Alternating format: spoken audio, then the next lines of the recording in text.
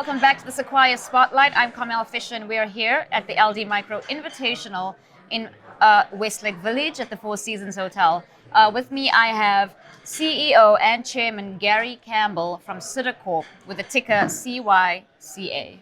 Welcome. Hi there. Thanks for having me. Very happy to have you. We're excited to hear about Cytta Corp. Please jump right in and tell us what the company is all about. Cytta Corp really designs video technologies that lead in directions that nobody else has done before. So we create capabilities with video, audio as well, that nobody can do. So when it comes down to streaming, our primary compression technology changes the way compression is done on a worldwide basis. It's our own algorithm, it's patented, and it's a completely different way of compressing videos. So it allows us to do things with video that nobody else can do. So that's the basis of all of our technology. Our other major product is what's called a incident command system, which is part of intelligence, surveillance, and reconnaissance ISR capabilities. And that allows us to share videos and audio in various incidents, mostly with first responders. So previous to our technology, if you had a drone up in the air, the drone operator would be able to see something going around a corner. Say he saw somebody with a weapon.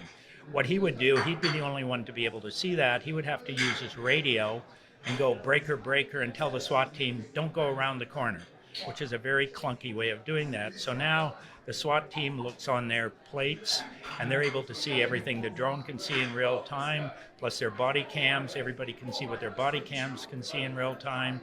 They can use cell phones for the same thing. So we collect of all of that video and we allow it to be coordinated through an incident command center and then disseminated to everybody that needs it.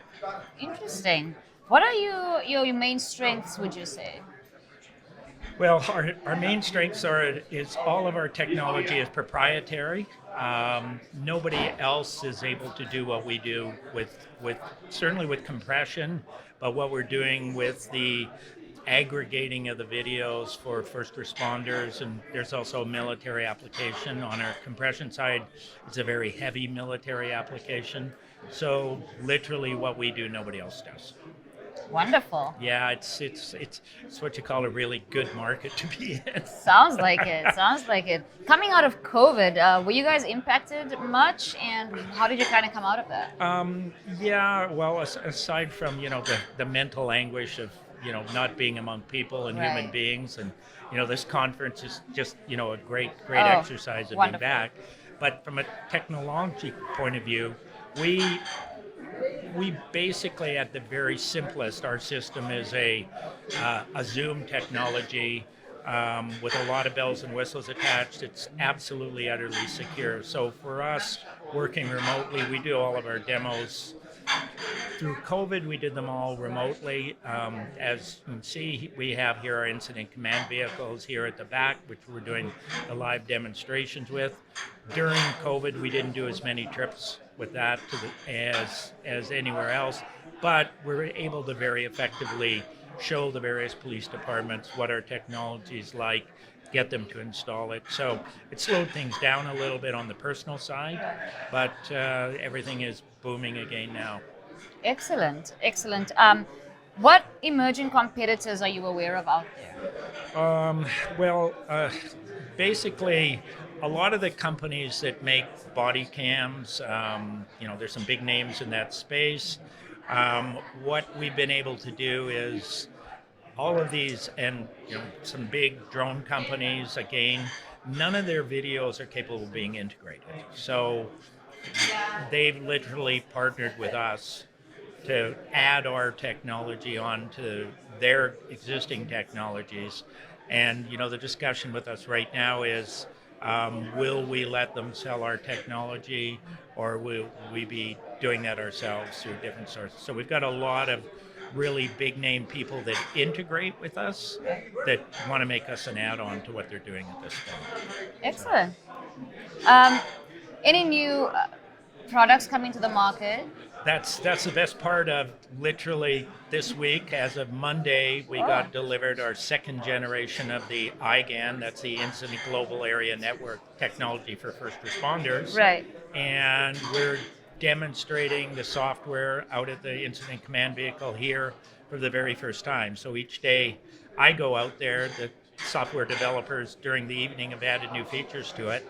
So today has new features that it didn't have yesterday, it didn't have there. So at a very basic level, it does everything we need it to do. But there are so many interesting pieces coming. It's going to be really a fun product, and it becomes more of a platform for them to do ongoing intelligence where it's working in the background rather than just during a specific incident. Right, right. What guidance are you providing for the future? Guidance in terms of how the number side of the equation. Yeah, let's jump straight into the numbers. We're really a development stage company, so up to this point, we've been making sales to both the military and the first responders, but these are really beta versions of the products we're putting together. So the product that we're demonstrating here will be the first SaaS product that we're doing. Okay. And we have a massive number of first responders that are waiting to be able to download it and install it. So I think we're going to have exponential growth over the next 6 months, certainly from a sales point of view and a revenue point of view. And some of the compression side technologies, the FPGA chips for us come into play in about 3 months, and that'll again allow us to install those. So I think we're going to have a wonderful year, really a first year of introducing our real products into the marketplace. Sounds exciting. What threats currently are you facing, and what are the steps you can take to move beyond that? Sorry, say again. The threats. Any threats that are... Oh, the threats. Yeah. I can answer that two ways for you. So we are deploying 2-foot by 2-foot drones with our compression technology on them with very small satellite uplinks, and that allows those drones to stream in real time using low orbit satellites back to a particular base so they can be controlled in real time. So from a threat point of view, the threats that we're dealing with are kind of on a worldwide military basis, and the threats in the world have really added to the massive interest from a drone point of view on our capabilities. Right. Market conditions are dynamic and affecting us all across the board. If you're in our space, this is an astonishingly good market for what we supply. Wonderful. What would you say in, say, the last 2 quarters, or even just the last year, what has been the biggest accomplishment? The biggest accomplishment was programming the new IGAN 2.0, and we're concurrently doing some of our programming. So we budgeted to spend really the last year with programming. The interesting part about the programming, we were originally going to use European programmers for the process, but in conjunction with some of our U.S. side folks, they really strongly suggest we stay here. So we've compiled a team in America that is second to none in the world. So we think we have the best all-American programming team around. Excellent. Any slowdowns that you've noticed? No slowdowns. Really, the problem has been, yes, the police departments have been very, very much affected by the defund the police. So when we were offering a software-based product with a ruggedized laptop, that was about with our software in it, it was about a $20,000 product. They could take up to a year to get approval to spend $20,000 in a big department, Dallas, for instance, that big, it's just impossible. So with our new software-based, all on SaaS deliverable with a low annual fee of $5,000, that's an instant decision for them. And that's a model where every police department can now play, so they can put that on a credit card. So we changed our pricing structure to deal with the lack of funding that police departments have in America. Where are sales currently trending? Where are sales trending? So Most major police departments, now that we've deployed with Dallas, are all getting on board. Um, I, there's Yeah, I can't really say the one of the other ones. There's another major one, got it. here in California. We're well embedded with Chino, which strangely enough is one of the most well-funded police departments in America because they have a lot of cash from Right. drug collections. So it's interesting. So we work very closely with them in California, and then a lot of other departments here. And we're looking, next on the agenda is fire departments. So we'll be deploying with Dallas Fire Department as well, system-wide there. And from there, we just, there's literally over 100 other departments that are looking to get the system in hand. And we see a really widespread. The nice thing is, if two departments have it next to each other, Right.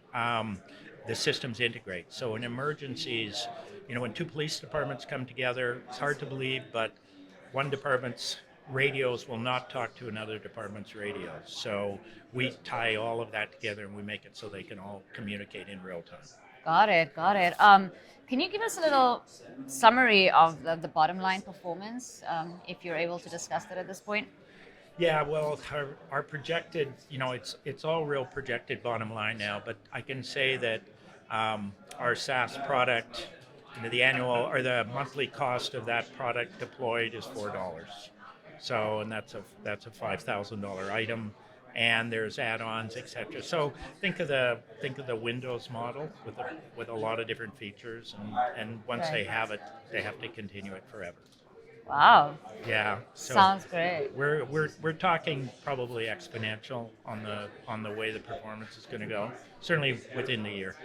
Awesome. We look forward to seeing some data related to that. Fantastic. I'd love to show you. Yeah. I'll be keeping my eye out for sure. What can we kind of summarize our conversation into? Just three key takeaways to make sure the audience understands the message we want to impart with them. Sure. Cytta currently is basically a development stage company trading at with zero value attributed to our proprietary technology.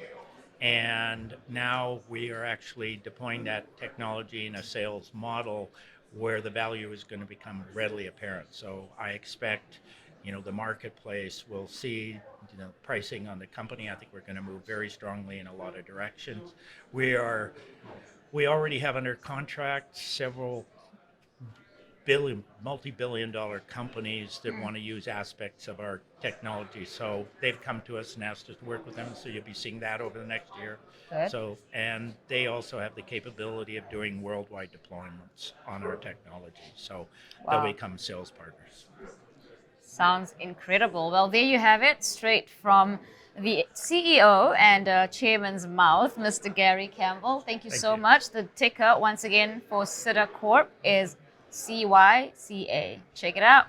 And stay tuned for more interviews on the Sequire Spotlight.